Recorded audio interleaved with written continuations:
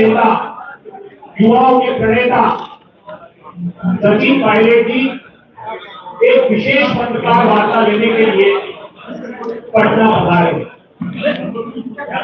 उसके साथ एक ऐसी शख्सियत जिसकी आवाज की अनुकूल समूचे देश में सुनाई देती है, सुप्रिया सुले जी, बिहार प्रदेश कांग्रेस कमेटी के यशस्वी अध्यक्ष और समाज के अंतिम पंक्ति में खड़े हुए लोगों की आवाज, राजेश कुमार जी भी इस पत्रकार वार्ता में मौजूद हैं।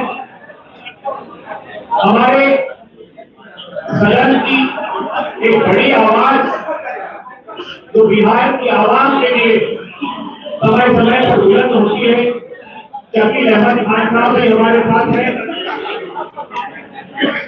भारतीय राष्ट्रीय छात्र संगठन के प्रभारी और बिहार की मिट्टी के लाल कन्हैया कुमार जी भी पत्रकार वार्ता में हैं और इस देश की करुणाई की अगुवाई करने वाले उनके प्रेरणा स्रोत उदय भानु जी जो राष्ट्रीय अध्यक्ष है युवा कांग्रेस के, वो भी हमारे साथ हैं।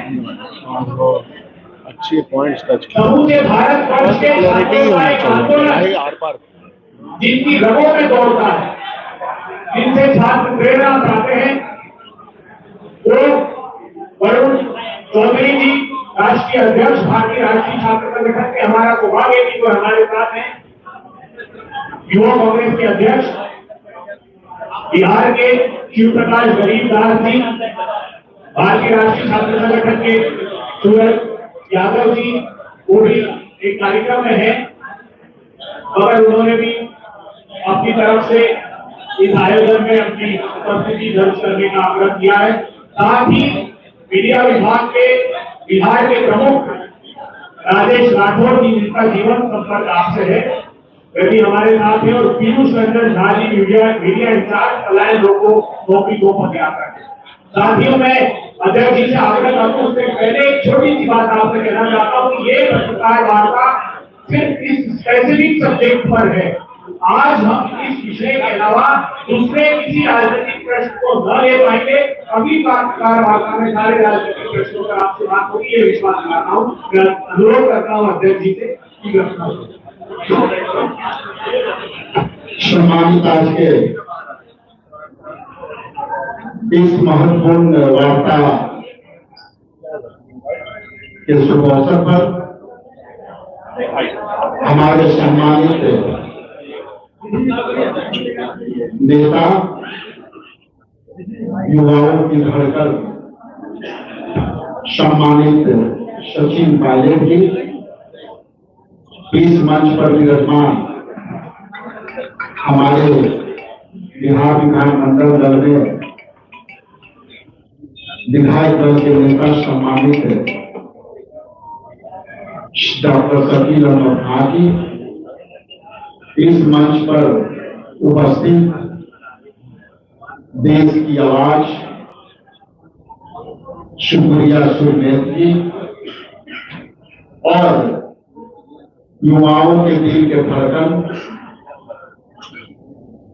आदरणीय कन्हैया कुमार जी, हम सब का यहाँ बड़ी प्रारूप देने वाले और देश स्तर पर पार्टी के पक्ष रखने वाले अभय दुबे जी, मंच पर हमारे दो युवा संघर्षशील उदय भानु जी, जो हमारे राष्ट्रीय युवा कांग्रेस के प्रदेश अध्यक्ष हैं, इस मंच पर एनएसवाई के अध्यक्ष सम्मानित वरुण जी और बिहार के प्रवक्ता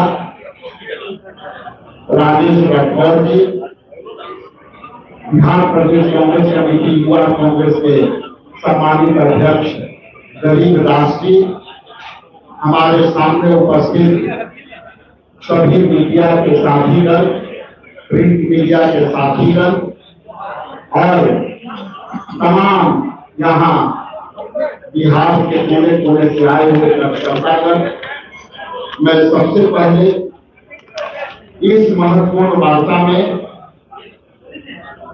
इस ऐतिहासिक धरती बापू के कर्मभूमि, डॉक्टर राजेंद्र बाबू के कर्मभूमि, चाणक्य के धरती और भगवान महावीर और के धरती पर सब मैं अपने नेता सचिन पायलट जी का पुनः अभिनंदन करता हूं।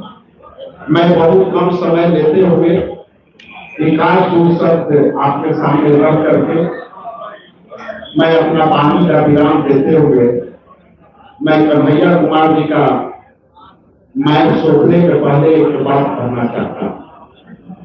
आप यहाँ जितना भी प्रेस वार्ता में उपस्थित है, आप जानते हैं कि हम लोग पूरे देश में, बिहार में जिस तरह से बेरोजगारी बढ़ी है, उसका आवाज देने वाला आज कोई नहीं था। तो पलायन रोको, नौकरी दो के आज 26वां दिन यह हमारा यात्रा है और इस यात्रा के रूप में यहाँ साथ देने के लिए सचिन पायलट जी आए हैं। मैं आग्रह करता हूँ जो है सचिन अहमद खान जी से कि आप 2-3 बार काम करके आगे जो है करेंगे, लेकिन इतना जरूर आपसे सहयोग मांगेंगे कि मुद्दे के आधार जो सरकार है रोजगार की बात नहीं करती, युवाओं की बात नहीं करती, जो नरेगा मजदूर है उसकी बात नहीं करती, ये सभी वस्तु संदर्भित है। इसके मैं बड़े ही सम्मान पूर्वक अगर मैं सकी चाहे तो मैं अपना नाम सुनूंगा। विषय ये है कि बिहार में पलायन है और बिहार के अधिकांश नौजवान बिहार से बाहर काम कर रहे हैं, चाहे वो शिक्षा का क्षेत्र हो, काम करने का क्षेत्र हो। कोई ऐसा जिला नहीं है जहां से 1-2 लाख से कम लोग बाहर काम नहीं कर रहे। ये समस्या विकराल रूप ले रही है। जिन प्रदेशों में वो काम कर रहे हैं वहां भी उनके काम की स्थिति अच्छी नहीं है। और जब भी कोई राज्य अपने लोगों को रोजगार नौकरी नहीं देता, अपने लोगों के शिक्षा की व्यवस्था नहीं कर पाता, अपने लोगों के स्वास्थ्य की व्यवस्था नहीं कर पाता, अपने यहाँ इंडस्ट्रियल डेवलपमेंट नहीं कर पाता, तो पलायन की समस्या होती है। आज बिहार में किसी दूसरे राज्य के लोग काम करते हुए नजर नहीं आते, लेकिन बिहार का प्रवासी दूसरे तमाम राज्यों में काम करता हुआ नजर आता है। ये इसलिए नजर आता है कि ये एक बहुत बड़ा फेल्यूर है। वो किसका है? सरकार का। पिछले 23 सालों से जो सरकार यहाँ चल रही है, एनडीए की सरकार, भारतीय जनता पार्टी समर्थित सरकार, देश के पैमाने पे और बिहार के पैमाने पे भारतीय जनता पार्टी की विचारधारा, भारतीय जनता पार्टी का गवर्नेंस इस बात को बढ़ावा देता है कि लोग बिखरे रहें, गरीब रहें, मजदूर रहें, शिक्षा के क्षेत्र में निवेश नहीं हो, पब्लिक सेक्टर को बंद कर दिया जाए। ये सारे कारण हैं। तो आज जो संदर्भ है पलायन का संदर्भ और मजदूरी जो उनको मिलती है या जो जिस क्षेत्र में हो गए हैं, इन सब के खिलाफ कांग्रेस पार्टी ने, एनएसवाई यूथ कांग्रेस ने लीड लिया है। आप सबके सामने है। हमें आशा और विश्वास है कि हमारे इस अभियान में पत्रकार बंधु जो साथ दे रहे हैं वो भी साथ देंगे। आप सब लोगों का बहुत धन्यवाद। मैं अपने छोटे भाई कन्हैया से आग्रह करता हूँ कि आप चले हैं, संवाद आपने बनाया है लोगों के साथ, आपको इन्हीं सब काम की वजह लोग जानते हैं। परखर तरीके से हमारे ऑर्डर को हमारी तरह से रहने दिया जाए तो ठीक रहेगा। बहुत बहुत शुक्रिया, धन्यवाद। सम्मानित मंच और पत्रकार साथियों, हम आपसे पूरी यात्रा में बात करते आए हैं।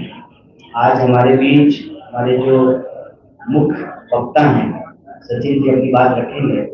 आदेश है मंच का, तो मैं 2 लाइन आपसे कहना चाहता हूँ। पहला तो आज महात्मा ज्योतिबा फूले की जयंती है। आप सबके माध्यम से पूरे देश को बधाई। और जब हम उनको याद कर रहे हैं तो एक बात याद रखना पड़ेगा। तो कहते थे कि शिक्षा के बिना बुद्धि का नाश होता है और बुद्धि के बिना नैतिकता का, नैतिकता के बिना विकास का, विकास के बिना धन का, और धन के नाश से जो बहुजन है उनकी तबाही होती है। इसीलिए बहुजनों के लिए शिक्षा सबसे जरूरी है।